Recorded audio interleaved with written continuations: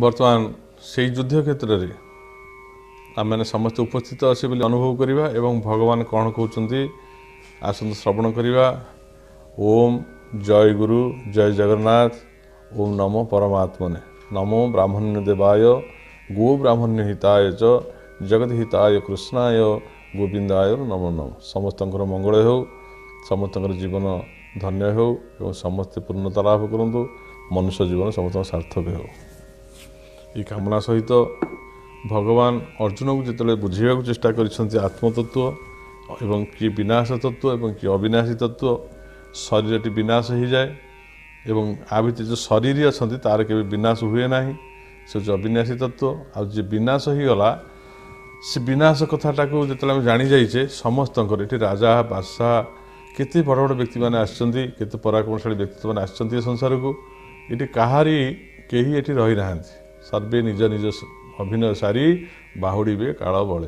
कहीं रही ना रे नाहीटी भवरंग भूमि तले सर्वे निज निज अभिनय सारी बाहुड़े काल बले कालर बसे सर्वे चली पवन जने घना बड़ी समस्ते ये चलीजे कहीं रे ना। जदि यह सत्य आम रही कहीं रही कि आम पूर्वज थे सी आना आम अच्छा आम चलीजे आम पर सी आसवे पुणी से चलीजे जदि सत्य तार से शोक कहीं करवा आम से तो मोहग्रस्त कहीं हवा। आम कर्तव्य कर्म आम कर चलवा आम क्या मारुने अर्थात शरीर को न मारे से मरी जाए से शोक कर आवश्यक ना। आत्मतत्व जो शरीर भितर अच्छा शरीर तांको कौन प्रकार मरा जापर ना कौन प्रकार अस्त्र द्वारा हो अग्नि द्वारा हो बा जल द्वारा हो वायु द्वारा हो कौन प्रकार से अविनाशी मरा जापर ना। तेणु तांको मरा जापर से कांदर आवश्यक ना। आ जी मरी जाऊँगी ताकू रखा जापर ना से शोक कर आवश्यक ना। ये कथा भगवान कही कहते हतो वा प्राप्स्यसि स्वर्गं जित्वा वा भोक्ष्यसे महिम तस्मात् उत्तिष्ठ कौन्तेय युद्धाय कृत निश्चय। अर्थात हतो वा प्राप्स्यसि स्वर्गं जित्वा वा भोक्ष्यसे महिम तस्मात् उत्तिष्ठ कौन्तेय युद्धाय कृत निश्चय। जदि तुम्हें युद्ध में निहत हेब तुमको स्वर्ग प्राप्त हेब आउ युद्ध में जदि जीतिजीव तेबे पृथ्वी राज्य भोग करिव। तेणु हे कुंती नंदन युद्धपाई निश्चय कर ठिया हो। ये भगवान दृढ़ भाव में भगवान अर्जुन को कहते सब कथा बुझेदेले। अविनाशी तत्व कौन, विनाश तत्व कौन, शरीर कौन, शरीर कौन, देही कौन, देह कौन एवं जन्म मृत्युर रहस्य कौन, एमती अनेक कथा भगवान पुंखानुपुंख आलोचना करी दृढ़ भाव में कहते रे अर्जुन तुम्हें जदि युद्ध में जययुक्त हो तार राज्य को भोग कर युद्ध में तुम निहत हो तुम्हें स्वर्ग को प्राप्त हेब। तेणु या भाया तुम बड़ आह्वान आउ कि ना। क्षेत्रीय धर्मसंगत युद्ध ये युद्ध कले तुम बहुत किसी फलवती हो जीवन में। अर्थात तुम्हें जो बल वीर्य धारण कर युद्ध क्षेत्र में जो बल वीर्य तेज शौर्यधारी जड़े क्षेत्रीय गांडीवधारी पुरुष एवं जार अत्यंत बल एवं पराक्रमशाली जी अत्यंत बल एवं पराक्रमशाली जार बल को जार पराक्रम को अन्य माने देखि भयभीत हुअन्ति। तेणु सी ये सब कथा को शुणी युद्ध नक जा कथा नुह। तार बड़ आह्वान हो आज सुजोग आते मोर जो बल एवं पराक्रम प्रकाशित करवा अन्याय भितर अन्याय विरुद्ध युद्ध करी धर्म संस्थापन आम प्रयास करवा विश्व शांति सृष्टि करने प्रयास करवा आम प्रकृत क्षेत्रीय धर्म एवं आम से धर्म को जब पालन करवा युद्ध करवा ताले जितले राज्य भोग करवा एवं राज्य कहीं भोग करवा निजर उपभोग पाई नुहे विलास व्यसन पाई नुहे मु राज्य को भोग करी राज्य में मुझे चाहूँगी जो शांति प्रतिष्ठा करने दुर्बल उपर जो सबल अत्याचार ये अन्याय अधर्म अराजकता चली जो राज्य में बंद करी गोटे प्रतिष्ठित भल श्रृंखलित राज्य करवा हूँ क्षेत्रीय धर्म। तेणु तुम्हें जदि न कर तुम्हें से पापरे भागी हेब एवं जदि तुम्हें युद्ध तुम युद्ध करू जब क्षेत्र निधन हो जाए धर्म युद्ध धर्मचित युद्ध में जब क्षेत्र निधन हो जाए ताले से स्वर्ग को प्राप्त हो अर्थात से भगवान को प्राप्त हो। कारण कर्तव्य कर्म से करूला तार कौन स्वार्थ नाला जीवन प्रति मत तार मोह नाला से कर्तव्य कर्म तार कर्म करू करू जब तार निधन हो जाए ताहले तार वर्णाश्रमचित धर्म को रक्षा कर स्वर्ग प्राप्त हो। कि पलि गला ताले केवल लोक हसा हेब समस्ते निंदा करेंगे और निंदित व्यक्ति बंची रही मृत्यु सहित समान। ये कथा भगवान कही कहते जे युद्धाय कृत निश्चय तुम्हें युद्ध को निश्चय कर बिल्कुल ये युद्ध को परित्याग करना ये जो कथा कहते ना अर्जुन बर्तमान एक कथा शुणी सारा मन भर आग्रह सृष्टि है जो क्लीबता थिला जो भीरुता थिला से बुझीपार ना आत्मतत्व कौन शरीर तत्व कौन क्या मार क्या रख धीरे धीरे से मोह तार कटि आस देखो भगवान किभली भाव में उपदेश दे से अर्जुन मन में जो दुख एवं मोह ताकू दूर कर अर्थात ये भगवत गीता हूँ मोह दूर कारिणी मोक्ष प्रदायिनी ये मोक्ष प्रदान करे समस्त मोह को दूर कर दिए आम भर समस्त दुख को दूर कर दिए जमी अर्जुन भितर थी समस्त कालीमा समस्त विषाद समस्त मोह को ये भगवान ताको शुणी दूर करदे आम जदि ये गीता को शुणा श्रवण इंद्रिय तार आम समस्त दुख दूर हो मोह दूर हो गीता भगवत शुणु शुणु आम जीवन प्रकृत जीवन जो बाट एवं तार जो मार्ग आम ठीक भाव बुझीपर निश्चित भाव में आम परिशेष से भगवान ही प्राप्त होगा यह हूँ भगवद गीतार लक्ष्य सुख दुखे समकृत्वा लाभा लाभो जया जयो तत युद्धाय युज्यश्च नैवं पापमवाप्स्यसि जय पराजय लाभ क्षति और सुख दुख को समान मन करी युद्ध रे मनोनिवेश कर तुम्हें भगवान कह देख तो युद्ध तो कर कि तुम आगुरी कहीं भावुच जो पराजित हो तुम क्षत्रिय गोटे धर्म हो युद्ध कर धरा जाऊ जमी आम देखुचे जड़े आम आगे मोर बहुत बल अच्छी मु पहरा जानी मो आगे जड़े नदीर स्रोत भासी जाऊँगी मु प्रथम से विचार करी जब कृतकार्य हेबी ना प्रथम सम्मुख जड़े भासी जाऊँ मोर सामर्थ्य अच्छी मु पहरा जानी मो नईकी डेईबी रक्षा करने चेष्टा करी मु बुढ़ी मरीजी नईकी डेई पड़े मोर काले कौन क्षति हो भीरुता क्या पुरुषर लक्षण उभयंकर क्षति से लोक तो मरीज रक्षा कर तुम सम्मुखें आ तुम तुम एत कथा थाई ये जो पहरा शिखिल तुम जो बल अच्छी देह शौर्य अच्छी तेज अच्छी से कौ कम लगे तेणु सुखे दुखे समकृता जय पराजय लाभ क्षति सुख दुख को समान मन कर युद्ध मनुष्य कर युद्ध कौन घटो जदि घटो तो जी जन परास्त हम ना युद्ध जी परास्त हो गला से दुख ना ता भितर कारण जड़े ही युद्ध परास्त हुए परास्त हो आउ जदि मु युद्ध जीति गली ताहले मु राज्य पाइबी एवं मु धर्मचित भाव राज्य को रक्षा करी से मोर पुण्य हो आउ जदि मु युद्ध मरी भी गली मो निधन होगा ताहले मु धर्मचित भाव में युद्ध कर मोर वीर गति प्राप्त अर्थात मु भगवान को भी प्राप्त हो पारि किंतु एटू पलायन कथा जो चिंता करा जाए ताहा एक भीरुता क्लिपता का पुरुषता कथा मत आउ कि मानवेनि समस्त निंदा करें ये गोटे क्षत्रिय वंश जन्म होता पिला कुलांगार से जन्म हो लाभ कौन है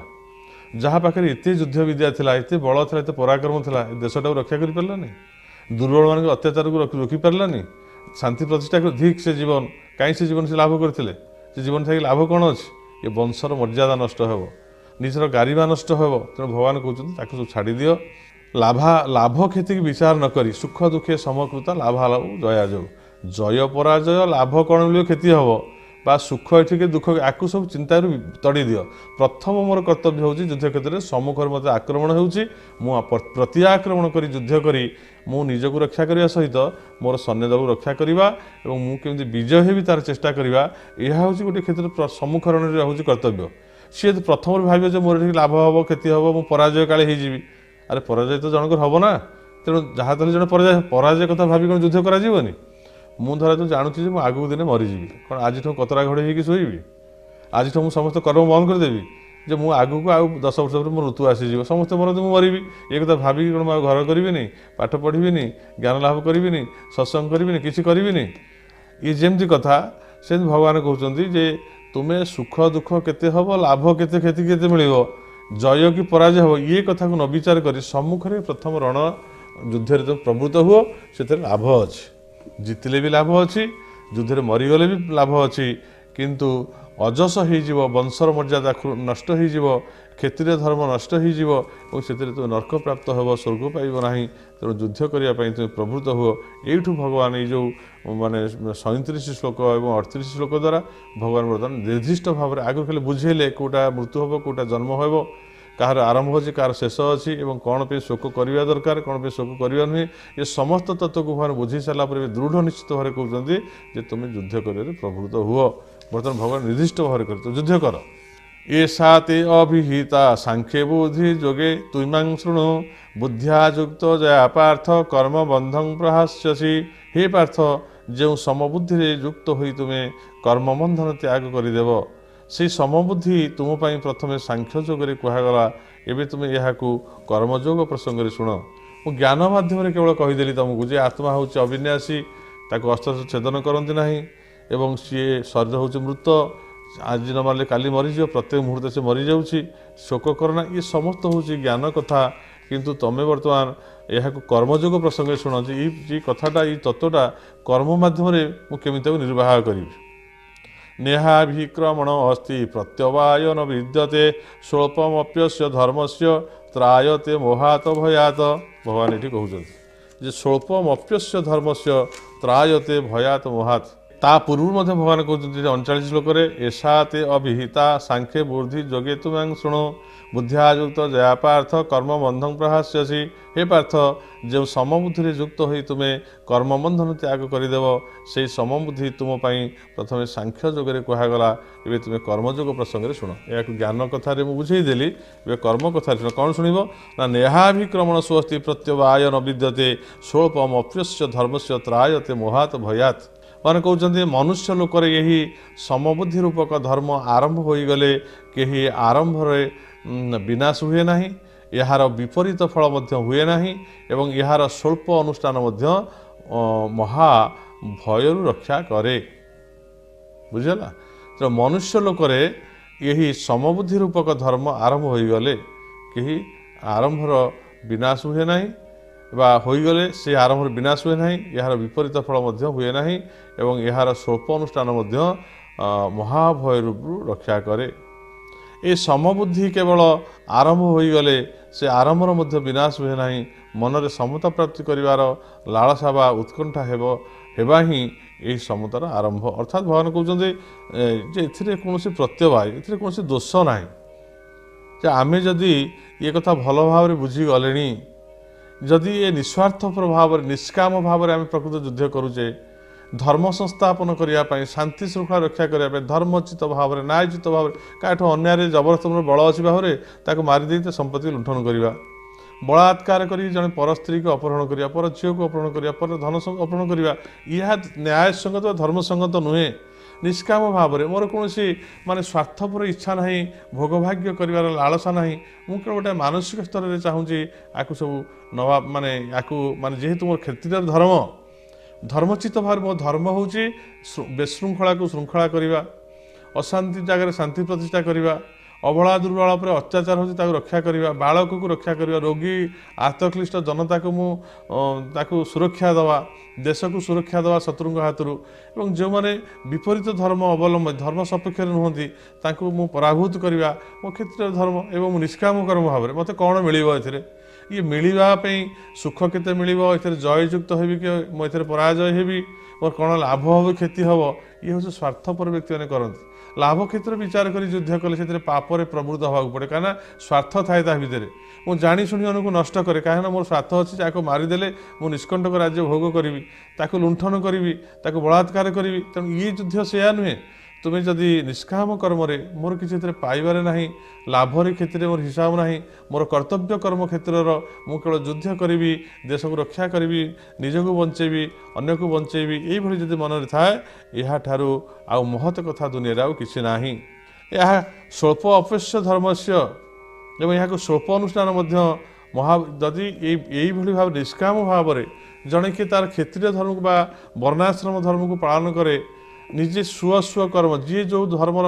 वैश्यर तार धर्म अच्छी शूद्र धर्म अच्छी कर्म अच्छी क्षेत्र धर्म कर्म अच्छी ब्राह्मण धर्म कर्म समस्ते समस्त धर्म कर्म प्रवृत्त रही कर्तव्य कर्म जदि निस्वार्थ भाव में करती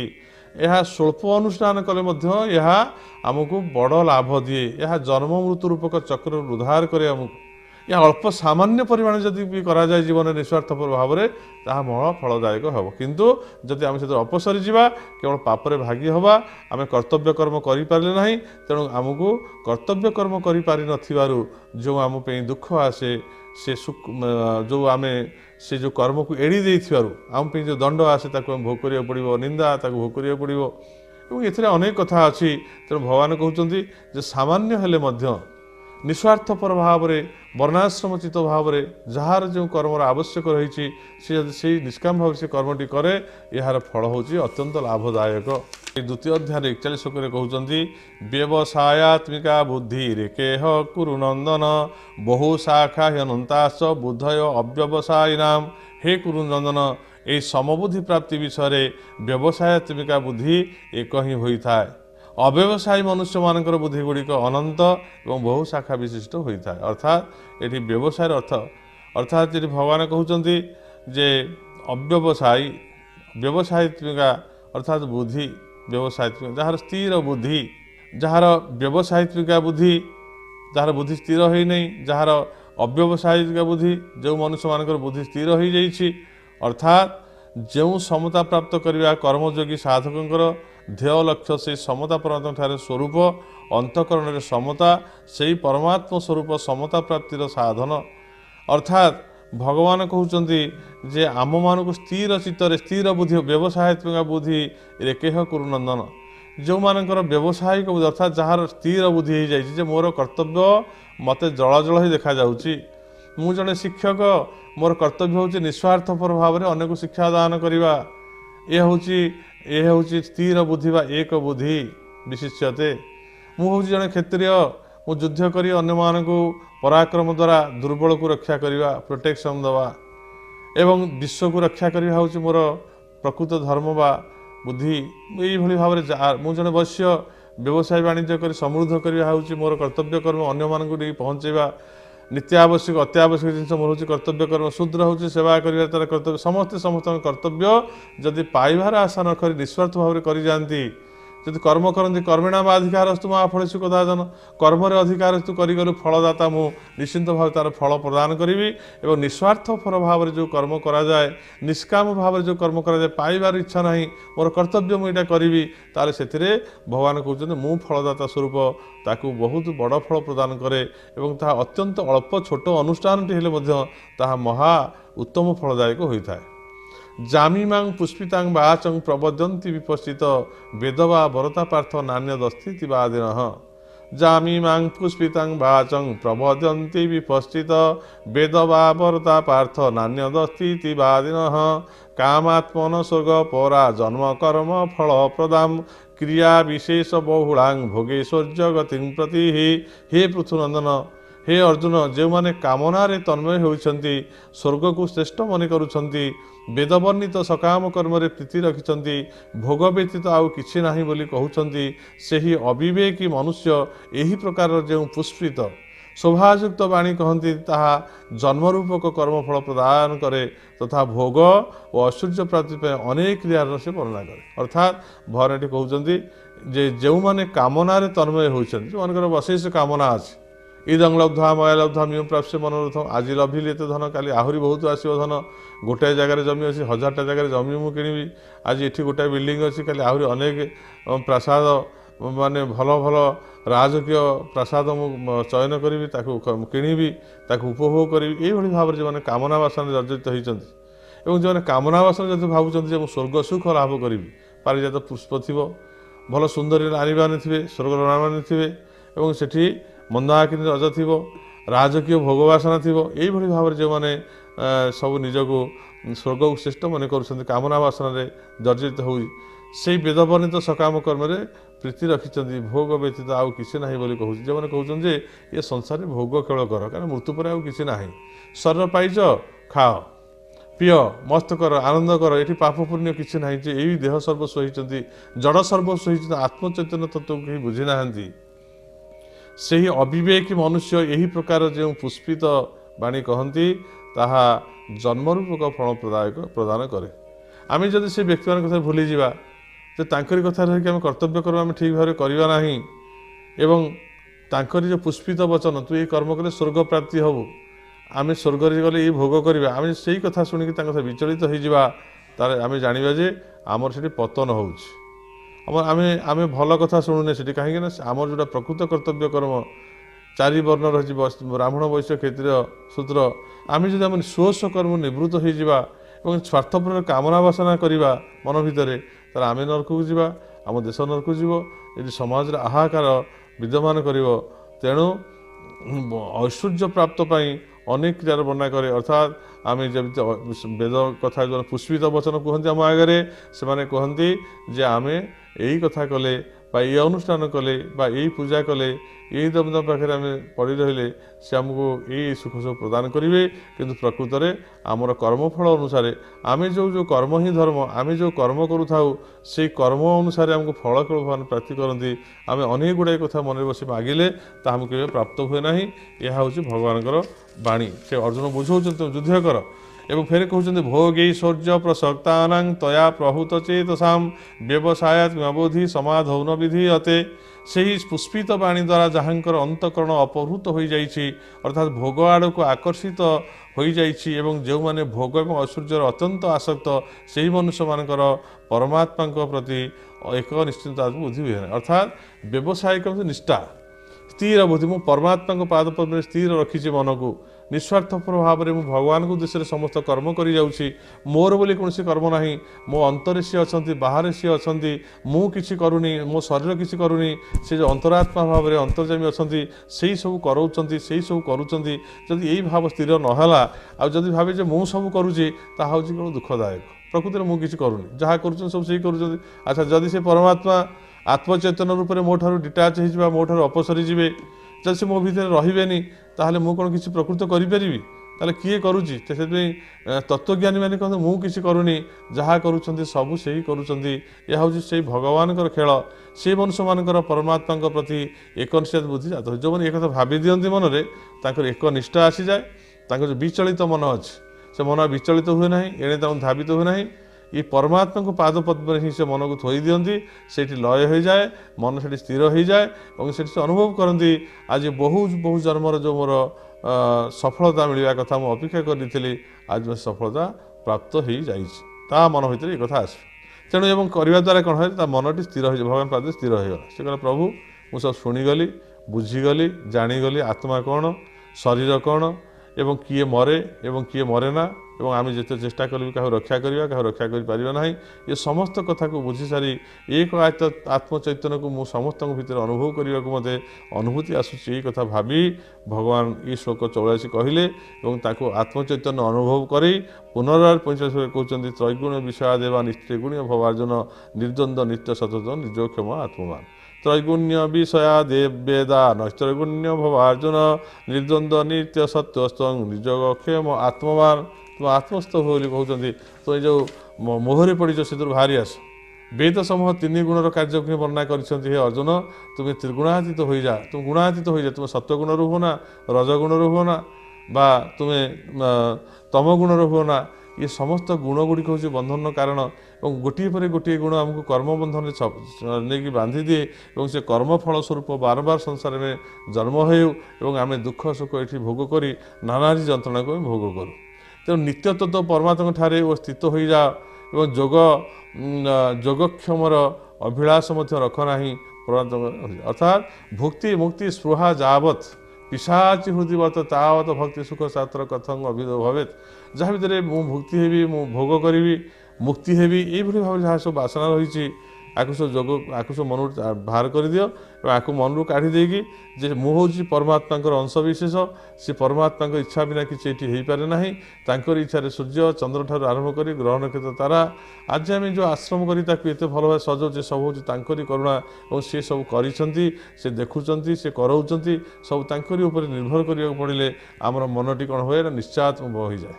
ଆମ ମନଟି ସ୍ଥିର ହୋଇଯାଏ ତାଙ୍କ ପାଦପଦ୍ମରେ, ଆଉ ବିଚଳିତ ହୋଇଛି କୁଆଡ଼କୁ ଯିବା ପାଇଁ ଇଚ୍ଛା କରେ ନାହିଁ। ଯାବାନ୍ ଅର୍ଥ ଉଦପାନେ ସର୍ବତ ସମ୍ପ୍ଲୁତ ଉଦକେ ତାବାନ୍ ସର୍ବେଷୁ ବେଦେଷୁ ବ୍ରାହ୍ମଣସ୍ୟ ବିଜାନ ତାହା। ସବୁ ଦିଗରୁ ପରିପୂର୍ଣ୍ଣ ମହାନ ଜଳାଶୟକୁ ପାଇବା ପରେ ଛୋଟ ଗଡ଼ିଆର ଜଳରେ ମନୁଷ୍ୟର ଯେତିକି ପ୍ରୟୋଜନ ଅର୍ଥାତ୍ କୌଣସି ପ୍ରୟୋଜନ ରହେ ନାହିଁ। ଆମେ ଯଦି ଭଗବତ ବିଷୟରେ ଜ୍ଞାନ ପାଇଯାଇଛେ, ଗୁରୁଙ୍କ ଠାରୁ ଯଦି ଆମେ ଜ୍ଞାନ ପାଇଯାଇଛେ, ଆତ୍ମଜ୍ଞାନ ପ୍ରାପ୍ତ ହୋଇଯାଇଛେ, ଭଗବାନଙ୍କୁ ବୁଝିଯାଇଛେ, ବର୍ଣ୍ଣାଶ୍ରମ ହିସାବରେ ମୁଁ କ୍ଷତ୍ରିୟ ମୋ ଧର୍ମକୁ ବୁଝିଯାଇଛି, ବୈଶ୍ୟ ମଧ୍ୟ ତାର କ'ଣ ଧର୍ମ ବୁଝିଯାଇଛି, ଶୂଦ୍ର ବୁଝିଯାଇଛି ତାର ଧର୍ମ। ସମସ୍ତେ ନିଜ ଧର୍ମ ବୁଝି ନିଃସ୍ୱାର୍ଥପର ଭାବରେ ଧର୍ମଚିତ ଭାବରେ ନ୍ୟାୟଚିତ ଭାବରେ ଯେ ସମସ୍ତେ କର୍ମ କରୁଛନ୍ତି ଏବଂ ବ୍ରହ୍ମଜ୍ଞାନୀମାନଙ୍କର ସମସ୍ତ ବେଦରେ ଯେତିକି ପ୍ରୟୋଜନ ଅର୍ଥାତ୍ କୌଣସି ପ୍ରୟୋଜନ ରହିଛି। ଅର୍ଥାତ୍ ଏଠି ଆଉ କୌଣସି ବେଦ ଶାସ୍ତ୍ର ପ୍ରଣାଳୀ ଆମର କିଛି ଆବଶ୍ୟକ ନାହିଁ। ମୁଁ ତ ବିହିତ କର୍ମ କରୁଛି ନା, ବେଦ ବିହିତ ଯଦି କର୍ମ କରୁଛି ତାହା ତ ହେଉଛି ଶାସ୍ତ୍ର ନିର୍ଯାସ। ଆଉ ଅଧିକ ଜ୍ଞାନ ଲାଭ କରି ମୋ ଲାଭ କ'ଣ ଅଛି? तो ताव सर्वेषु विदेशु ब्राह्मणस्य विजानता एथर कौन प्रयोजन नहीं अर्थात कौन प्रयोजन रही ना जदि आत्मज्ञान हो गला वेद और शास्त्र मानक तत्व तो जानूवा ब्रह्मज्ञानी समस्त वेदरे जी प्रयोजन अर्थात कौन प्रयोजन ना से प्रयोजन कहीं वेद बाट बतई पुष्पित वचन कही कर्म सहित संपर्क जोड़ी दुनिया बुझी जा कर्मजन उपतर हो तेणु ये मुझे स्थिर हो भगवान पाद पद्म सेठी मोर मु गुणातीत हो अर्थात भगवान पाद स्थिर होगी मो भर सत्वर गुण ना रजगुण ना अर्थात सब गुणर साम्य भाव मो भर अच्छी अचला भक्ति द्वारा भगवान पाद शरण नहीं जाइए शरण नापर मो जहाँ ड्यूटी जो अच्छे कर्तव्य कर्म मुझे बड़ आनंदर सहित निर्वाह करुच्ची तेणु भगवान कहते जे वेद शास्त्र मानक तत्व तो शुणी ब्रह्मज्ञानी मान समस्त वेदरे से प्रयोजन अर्थात कौन प्रयोजन रहे ना आम समस्ते कथा भगवान तो शुणिले जानिले आम अनंत शास्त्र अच्छी केते शास्त्र अध्ययन करवा तो जेहेतु भगवद गीतार भगवान निजे स्वमुखरे कहते तेणु आम अन्न कौन कथा शुणवार ना आम से स्थिर हबार आवश्यक अच्छी बुद्धि मन विवेक मनमुन चैतन्य पाद पद्म लगे से स्थिर हो जार अच्छे तेणु आज आमर समय हो जाइए आज आम आमर ये बाणी को भगवान जो मुखनिष्ठ बाणी भगवत गीता जहाँ हूँ अति आनंददायक गतिमुक्तिदायक आज आम ये तो विश्राम दौचे आगामी अध्याय आम पुणी आज जो छाड़ुचे आपण मैंने आसवे आम से फिर आरंभ करवा जय गुरु जय जगन्नाथ ओम लोका समस्ता सुखिन भवन्तु ओम शांति।